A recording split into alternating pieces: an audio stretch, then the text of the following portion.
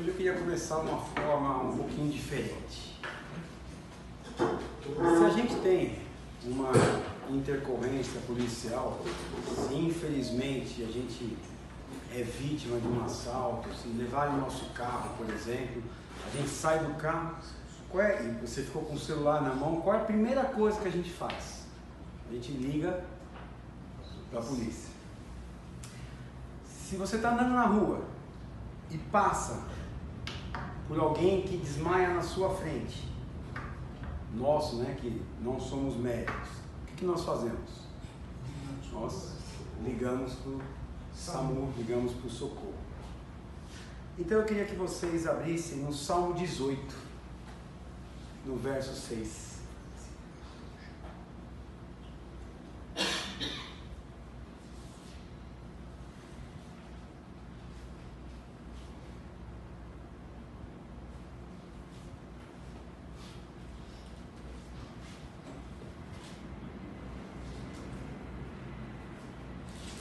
Amém?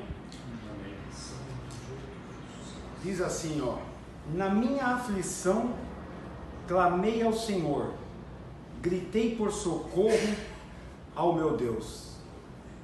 Do seu templo ele ouviu a minha voz, meu grito chegou à sua presença, aos seus ouvidos. Amém? Amém.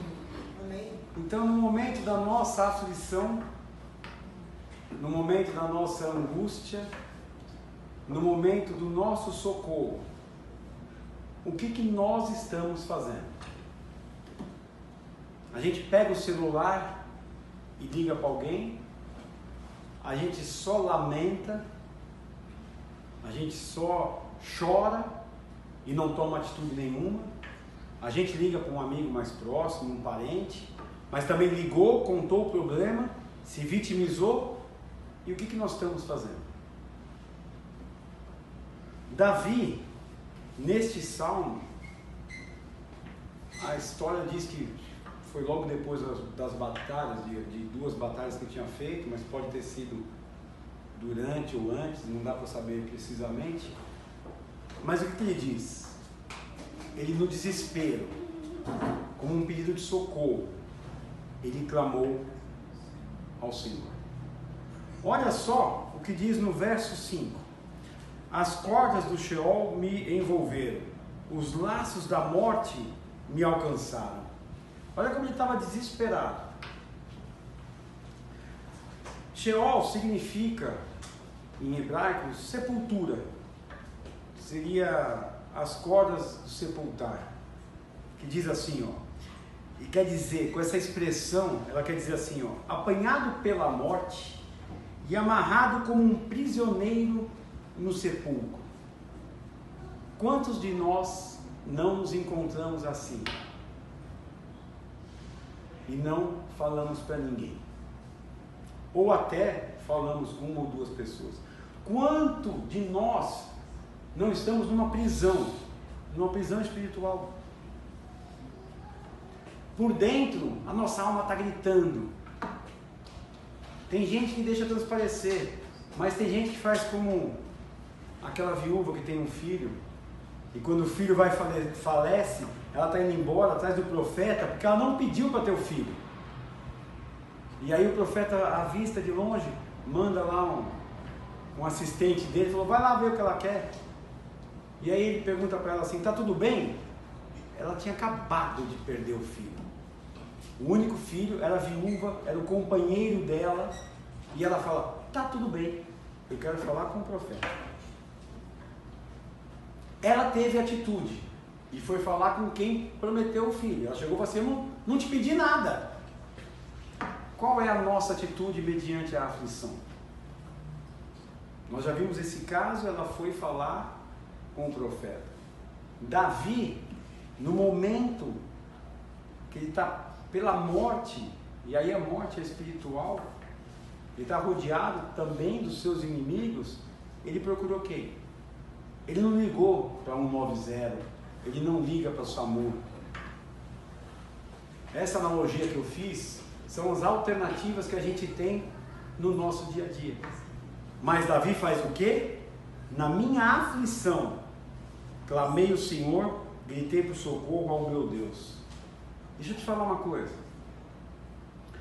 Davi, a Bíblia diz que ele é um homem segundo o coração de Deus. Ele foi ungido de adolescente, esperou o tempo certo. Saul, por inveja, por ciúmes, tentou matá-lo algumas vezes. Ele teve oportunidade por 2 vezes de matar Saul e não encostou no Saul. Olha o respeito que Davi tinha. Olha que postura, olha que temor a Deus. E ele fala para Saul, ele devolve e fala assim: olha, eu podia ter te matado, mas eu não vou fazer isso com o ungido do Senhor. Davi vencia todas as batalhas.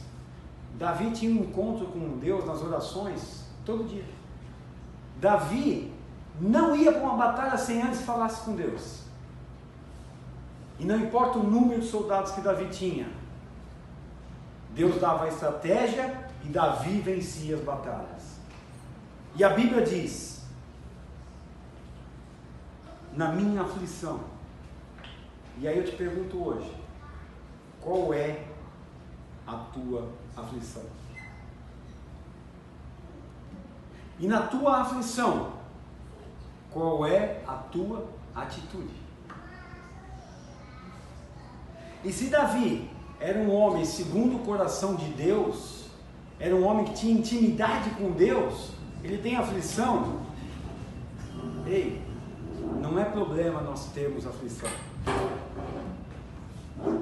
porque a Bíblia diz que Davi estava aflito. A Bíblia diz o que nós já sabemos naquele versículo já: no mundo tereis aflição, mas tem de bom ânimo, porque eu venci o mundo. Foi Jesus que falou. A pergunta é: o que nós estamos fazendo com a nossa aflição? E a quem que nós estamos recorrendo no momento da nossa aflição? Aí sabe o que está acontecendo? A gente recorre para o irmão da igreja, a gente recorre para um amigo bem próximo, e sabe o que acontece? As pessoas às vezes não atendem às nossas expectativas. Às vezes as pessoas não atendem nem às nossas necessidades. Quantas vezes a gente já não ouviu? Quando eu tinha dinheiro, fazia churrasco, tinha a casa cheia. Hoje que eu não tenho nada, os meus amigos sumiram. Sumiram porque nunca foram teus amigos. Mas tem um que não vai sumir na tua vida. É Deus. É Jesus Cristo de Nazaré. E nós estamos fazendo o quê que não pedimos socorro a Ele? A gente entrega o problema para Ele, mas não entrega. Eu entrego com reserva. Ó, Deus, está aqui, ó. Tá? Mas posso telefonar para não sei o que, não sei o que lá? Está aqui esse meu problema, mas posso pedir um dinheiro no banco? A gente ora por providência financeira, ao mesmo tempo terminou de orar, não esperou a resposta de Deus e liga para tentar fazer um empréstimo, pagar um juro com a agiota, e se enrola cada vez mais, e se enrola cada vez mais, chegando até no final pela culpa em Deus. Mas Deus não me escutou. Deixa eu te falar, às vezes a gente não dá nem tempo de Deus responder. Não sei se isso só aconteceu comigo, porque comigo aconteceu várias vezes. Aconteceu com Abraão, aconteceu com Davi, aconteceu com Moisés, com todos os grandes personagens bíblicos. Erraram. Só que olha só, o que diz um pouquinho mais para frente. A terra tremeu e agitou-se, e os fundamentos dos montes se abalaram, estremeceram, porque ele se irou. Deixa eu falar uma coisa para vocês. Quando a gente coloca o joelho no chão, quando a gente chora para Deus, quando tocam na gente com injustiça, não agrada a Deus. E Deus se irou com os inimigos de Davi, para proteger Davi. Deus também vai ter a sua ira contra os nossos inimigos. Contra aquela situação que você acha insuportável, Deus também virá a sua defesa.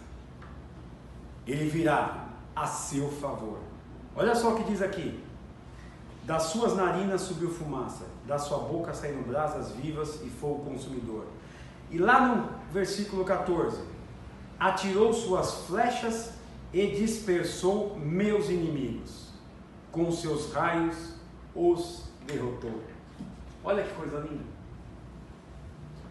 Davi tinha os inimigos, ele não foi chorar com os anciões, ele não foi chorar com os conselheiros,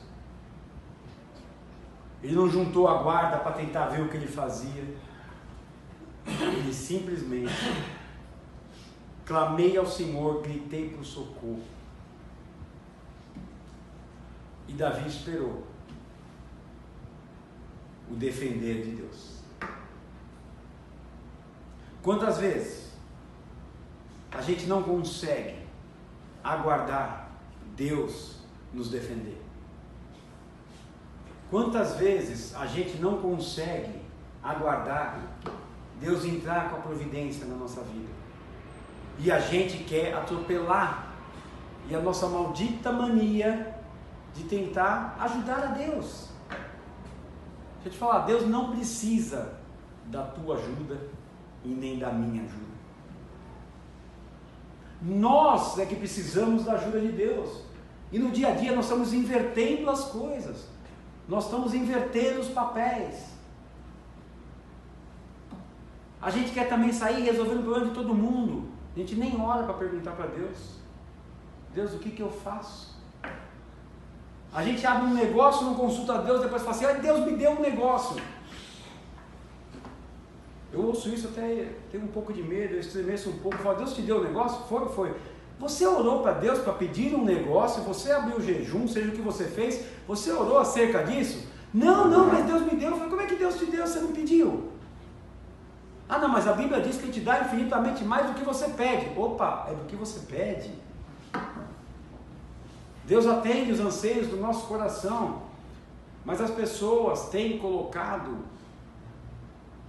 palavras na boca de Deus, têm colocado títulos que Deus fez, que Deus faz aquilo, que faz aquilo outro, sem consultar Deus.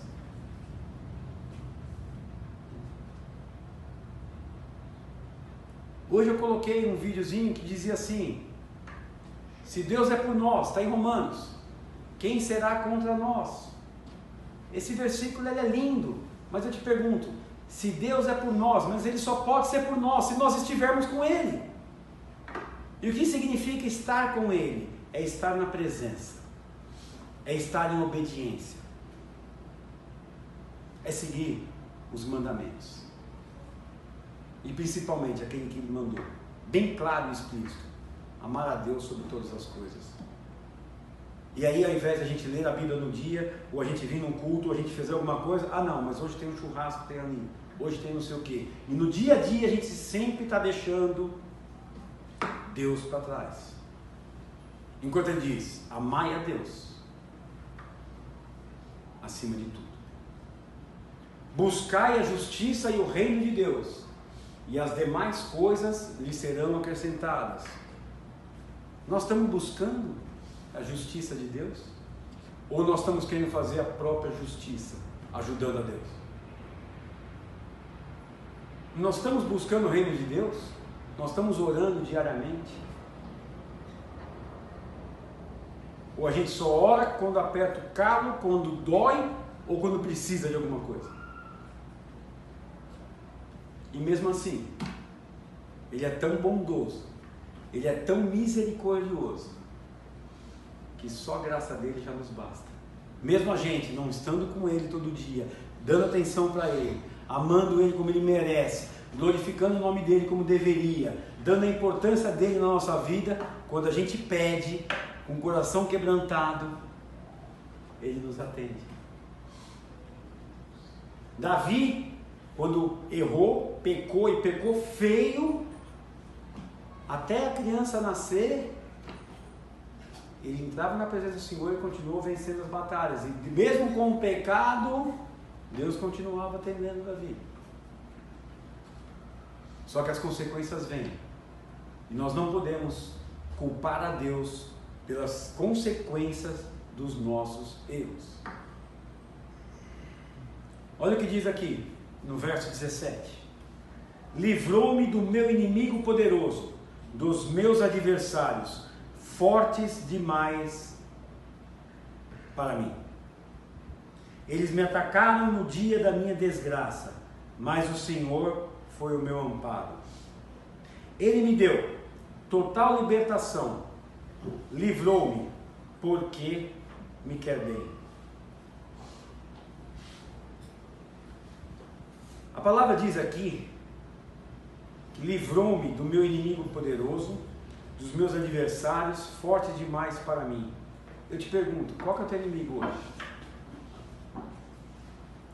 Qual que é o teu inimigo poderoso? Se você falar para mim que não tem nenhum, eu vou pedir para você simplesmente, pelo menos, olhar para o espelho. Porque o teu maior inimigo está em frente a você quando você olha no espelho. O teu maior inimigo é você mesmo, fora os outros. Porque pode ter certeza, se nós formos pela nossa vontade, pela nossa cabeça, de dentro de nós, não sai nada que presta. Se a gente não tiver a condução do Espírito Santo de Deus, se a gente não tiver a direção de Deus, não tiver a compaixão de Jesus Cristo na nossa vida, não tiver a misericórdia, não tiver a graça da gente, não vai sair nada que preste. E Deus livrou do que te mantinha preso, Davi. E eu te pergunto hoje, o que te mantém preso? Qual é a tua prisão espiritual? Quais são os teus medos? Qual é a tua insegurança que te faz ficar igual Davi, aflito? Eu volto a repetir, o problema não é ficar aflito, o problema é permanecer na aflição. Aqui corre sangue, aqui tem carne, nós somos humanos, a gente fraqueja, a gente chora, a gente tem medo, é normal. Não tem um ser humano que não tenha isso, pelo menos eu não conheço. Um cara que não tem medo de nada, não tem temor a nada, não tem problema nenhum, não tem inimigo nenhum, não peca, não erra, eu não conheço. Mas o problema é, o que nós estamos fazendo com o nosso problema? Deixa eu te falar uma coisa, quando você tem um problema, toma cuidado com uma coisa chamada idolatria. A Bíblia diz, em várias vezes, em vários pontos, que Deus abomina a idolatria. A idolatria, você está me falando, aos outros santos, aos outros deuses. Eu estou falando de idolatria. Idolatria é idolatria. Então deixa eu te contar uma coisa que talvez a gente está fazendo e não sabe. Quando você vai dormir pensando no problema, você acorda pensando no problema, você toma café da manhã com aquele problema na tua cabeça, você almoça com aquele problema na cabeça, você janta com aquele problema na cabeça, e aquele problema não sai da tua cabeça, ele te acompanha o tempo inteiro, inclusive que ele te faz esquecer de quem é Deus na tua vida, você está idolatrando o teu problema. O teu problema passou a fazer parte do seu dia a dia, e ele que ocupou maior lugar para Deus. E Deus abomina tudo aquilo que toma o lugar dele. Que o lugar de Deus é um lugar de honra. É para ele toda a honra e toda a glória. E a pergunta hoje, para nós encerrarmos, é: quais são os nossos problemas? Nós vamos orar, terminando aqui, para que de uma vez por todas a gente venha entender que Deus é Deus na nossa vida. Para que uma vez por todas nós venhamos a entender que nós teremos aflições, mas que Deus é conosco, e que Ele venceu o mundo, Ele venceu a morte, e se nós estivermos com Ele, Ele segura a destra da sua mão. Ele diz que 1000 cairão ao nosso lado e 10.000 à nossa direita, e nós não seremos atingidos. O que significa isso?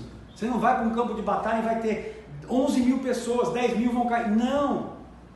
Está dizendo o seguinte: nada que vem à tua direita, nada que vem à tua esquerda, para atingir você, para te tirar do meio, do foco, do caminho, vai te atingir.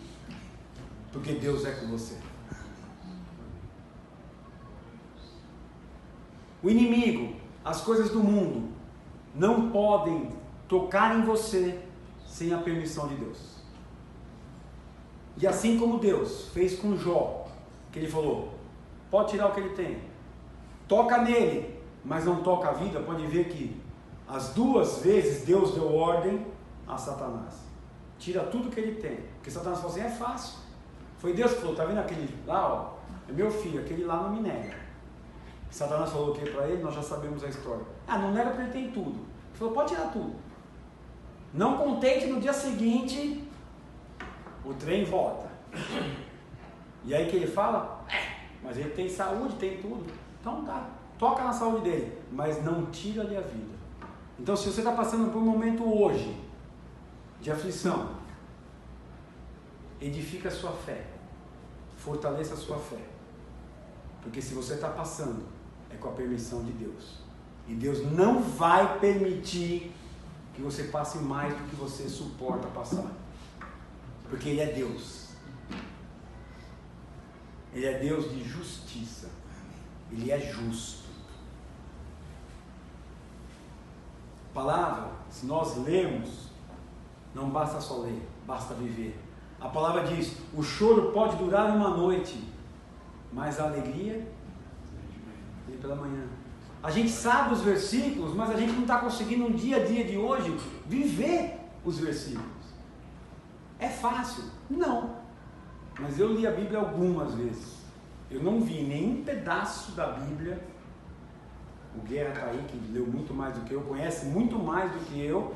Tem alguma passagem que diz que é fácil? Que vai ser super fácil e tranquilo? Nos dias de hoje falar assim, de boa? Não tem, não é? Não tem. Mas diz o quê?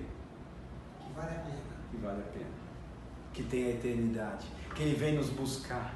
Que nós vamos estar com Ele até... Que Ele está conosco até a consumação dos dias. Até o final. Ele está dizendo, pede que eu te dou. Clama a mim que eu te escuto. Ora no teu quarto em secreto, que em secreto eu vou te ouvir e eu vou te responder. Quantos de nós estamos orando em secreto a Deus? A gente está precisando pedir socorro para a pessoa certa, mas a gente está precisando aguardar a providência dEle, saber ter a paciência para aguardar a providência dEle, a solução dEle. E a gente está precisando muito viver a palavra dEle. Falar a palavra dEle, um estudioso fala. É só ele ter tempo e boa vontade, ele estuda a Bíblia e vai falar. Eu costumo brincar que até o papagaio repete. Se você ensinar, o papagaio vai repetir. Mas existe uma diferença entre ler a Bíblia e viver a Bíblia. Amém?